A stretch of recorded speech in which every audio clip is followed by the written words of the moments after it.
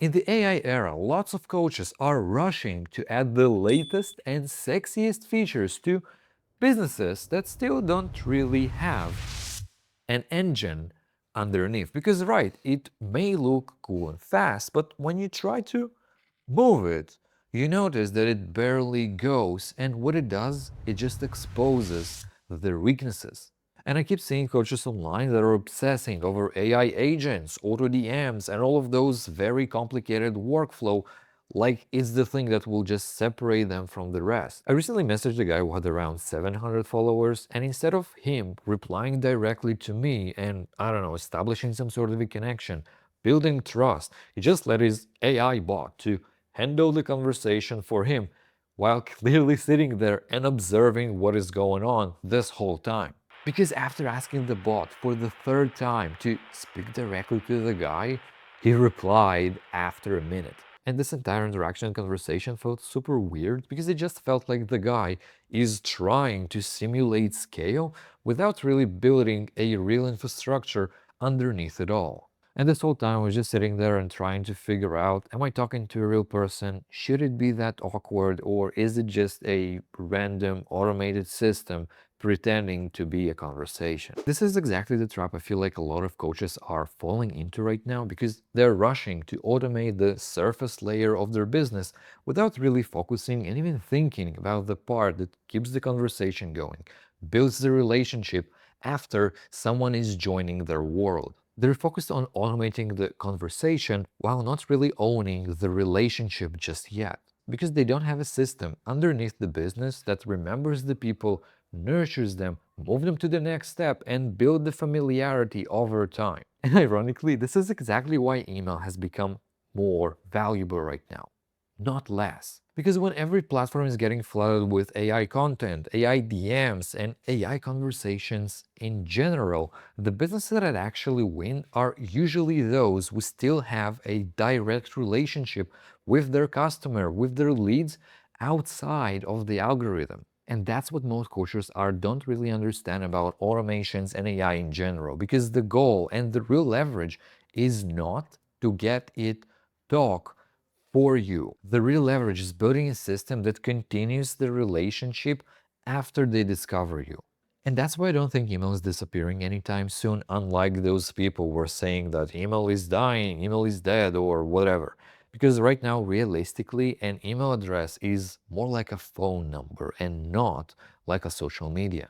Everyone has one, everyone's checking it, and every serious business still have a direct communication layer through email. Because if someone watches your content today, then disappears tomorrow, you don't really have a business connection just yet. You simply had attention for a moment. But when somebody enters a real system that keeps following up, keeps nurturing, keeps building familiarity, and keeps bringing them back into your world over time, now the business actually have an engine underneath it. And for most businesses, that engine is still email. And this is exactly why I put together the 30-day email plan for coaches to clean up their existing lists, find out what people actually want to buy, and then run a precise promotion for that specific finding. Because right now, you don't really need more AI tools. What you actually need is to build a clear relationship system for your business. So if you'd like to check it out, the link is in the pinned comment below.